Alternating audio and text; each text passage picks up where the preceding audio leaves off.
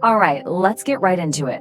We've all seen the highly publicized legislative proposal threatening to absolutely gut the US H1B visa system and entirely eliminate the OPT program. It sounds terrifying, right? But listen, there is a massive difference between a sensational headline and a legal reality. In today's explainer, we're going to bypass the panic and look strictly at the non-obvious details and the actual cause and effect mechanisms of this proposal. We really want to answer just one core question. Is this a genuine legal threat, or is it merely a performative marketing ploy? To do that, we're going to logically dissect this whole thing step by step. Here's our roadmap. Section 1, the radical visa proposal. Section 2, proposed bills versus rules. Section 3, the hierarchy of U.S. law. Section 4, political marketing and reality. Section 5, implications for U.S. innovation. And finally, Section 6, actionable talent-based alternatives. Okay, starting off with Section 1, the radical visa proposal. Let's examine the extreme parameters of this legislative draft. Just look at the sheer scale of this proposal. I mean, we are looking at a requested 3-year total pause on H1B issuances.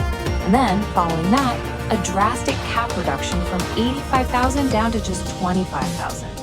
Combine that with a staggering $200,000 minimum salary floor to complete elimination of the OPT program and an explicit ban on accompanying dependents. Analytically speaking, stacking this many extreme roadblocks simultaneously shifts this draft from being a workable reform into an engineered bottleneck. It's literally designed to be entirely unworkable in practice. But here's what's truly critical, and it's an implicit assumption baked right into this clause. By permanently disqualifying any company with a recent history of layoffs from sponsoring visas, this bill effectively shuts out the vast majority of the large-scale tech sector. It completely ignores the cyclical nature of tech restructuring. Furthermore, it explicitly targets federal agencies, barring them from utilizing this visa pathway too. And that sets up a really fascinating contradiction that we're going to analyze in just a moment. Moving right along to Section 2, proposed bills versus rules. Let's understand the mechanics of the U.S. system. So if we want to separate fact from pure speculation, we have to distinguish between a proposed bill and a proposed rule. It sounds like semantics, but it's actually everything. A rule is an agency-level regulation. It goes through a public comment period, it gets some revisions, and boom, it's enacted without a vote. A bill, however, well, a bill is basically a mere suggestion introduced by a legislator. It demands immense congressional voting, committee survival, and widespread bipartisan support. The document we're looking at today is a proposed bill, which means it faces the absolute maximum amount of systemic friction possible. Which brings us to Section 3, the hierarchy of U.S. law. Let's see where immigration changes actually happen. As legal expert analysis indicates, the U.S. system is strictly stratified. At the very top, you have the Constitution. At the bottom, you have agency regulations, which can tweak procedural details but absolutely cannot rewrite the rules. Right in the middle is congressional law. Because this proposal attempts to completely eliminate OPT and drastically slash H1B quotas, it is attempting to alter middle-tier congressional law. And let me tell you, attempting to change this tier demands extreme political consensus. It cannot be done by a simple agency directive. It requires massive majorities in both legislative chambers. This makes radical systemic overhauls exceptionally difficult to successfully engineer. All right, let's dive into Section 4, political marketing and reality. We need to separate performative politics from actual legal threats. Time for a reality check. 3 to 5%. That's it. Historically, only 3 to 5% of proposed bills ever successfully complete the journey to become actual enacted law. The vast majority of these documents, they never even make it out of their initial committees. The system's friction is purposefully designed this way to kill extreme measures long before they ever reach a voting floor. To put that into perspective, legal and policy experts regularly note that major foundational changes to U.S. immigration law simply haven't passed since the 1990s. Because of this, bills of this extreme nature function almost entirely as political marketing tools. They're designed to generate sensational headlines, signal strict stances to specific voter bases, and create an illusion of action. So analytically, we really must categorize this document not as an impending legal reality, but as a performative political instrument. The mathematical probability of a bill this radical securing the bipartisan votes needed to rewrite 30-year-old law is literally statistically negligible. Let's pivot to Section 5, Implications for U.S. Innovation. Let's look at the actual cause and effect of barring international talent. This quote right here hits the nail on the head regarding the core contradiction of this proposal. You see, the U.S. relies heavily on international STEM backgrounds to staff its highly specialized research centers.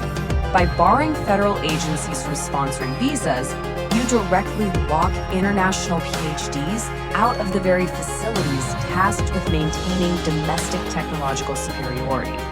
So while it's supposedly engineered to protect domestic jobs, this bill would implicitly sabotage domestic progress in absolutely critical sectors.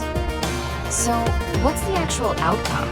Well, by systematically analyzing the effects, experts conclude that entirely removing this pipeline deals a devastating blow to innovation. It stalls AI research, it cripples nuclear fusion advancements, and it dramatically drains national labs of top-tier talent. In the global macroeconomic landscape, intentionally starving your own high-level research institutions of specialized human capital, that directly favors international competitors. This glaring cause and effect reality creates even more systemic friction against the bill ever gaining serious bipartisan traction. It just doesn't make strategic sense. Finally, let's look at Section 6, Actionable Talent-Based Alternatives. It's time to pivot from panic to strategic positioning. Let's look at this comparison. The H1B is fundamentally restricted by arbitrary numerical caps and random lotteries, which makes it highly vulnerable to these exact types of political marketing threats. However, talent-based visas, like the O1 for instance, operate on an entirely different mechanism. They're selection-based, relying on individual merit and talent rather than a randomized luck-of-the-draw system. And most importantly, they have absolutely no annual numerical caps. This leaves them highly insulated and extremely low risk when it comes to these specific legislative cap reduction scares. Because these merit-based pathways bypass the lottery entirely, you dictate the timeline. You can apply proactively at any point in the year. So expert analysis strongly advises shifting your energy away from monitoring these unpassable performative bills. Instead, use that energy to evaluate and upgrade your own professional profile. Building a portfolio of high-level skills, research, and proven business impact is absolutely the most direct method to reclaim control over your timeline and transition into these highly insulated pathways. As we wrap up this explainer, the analytical conclusion is crystal clear. This proposal is a marketing ploy, not an impending law. But it does highlight a very real, critical vulnerability in the system. So you have to ask yourself, will you remain structurally vulnerable to a broken lottery system and these performative legislative threats?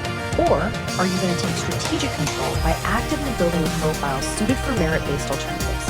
The choice between panic and proactive positioning is entirely yours.